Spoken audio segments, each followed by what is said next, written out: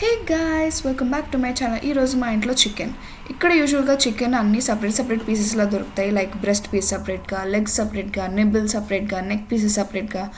But మనకి chicken మొత్తం కావాలంటే ఇట్లా హోల్ చికెన్ తీసుకొని దాన్ని మనమే కట్ చేసుకోవాలి. సో నేను ఎట్లా కట్ చేసుకోవాలో చూపిస్తా. ఫస్ట్ అయితే మనం నైఫ్ని రప్ప షార్ప్ చేసుకోవాలి.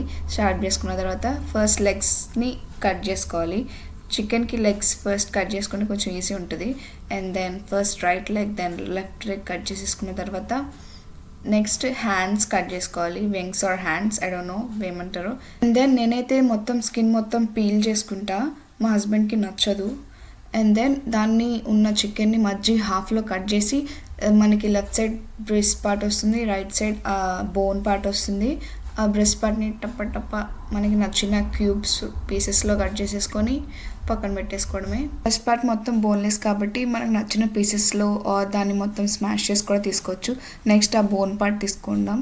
అది కొంచెం ట్రిక్కీ ఉంటుంది. ఈ బోన్ పార్ట్ అంతగా కట్ అవ్వదు, కొంచెం ఫోర్స్ యూజ్ చేసి మనకి నచ్చిన పీసెస్లో కట్ చేసుకోవచ్చు. ఇక్కడ చికెన్ మొత్తం లైక్ ఎలా ఉంటుందంటే చాలా డెలికేట్ ఉంటుంది. ఇక్కడ చిన్న ఫోర్స్ యూజ్ చేసినా చాలా ఈజీగా అయిపోతుంది అనమాట. అండ్ నెక్స్ట్ మనం ఆల్రెడీ కట్ చేసి పెట్టుకున్న ఆ లెగ్ పీసెస్ని మొత్తం ఆ స్కిన్ తీసేసి కట్ చేసేసుకొని ఆ థై అండ్ లెగ్ సపరేట్ చేసి, లెగ్ నేను ఎలా ఉందో అలానే ఉంచేస్తాను.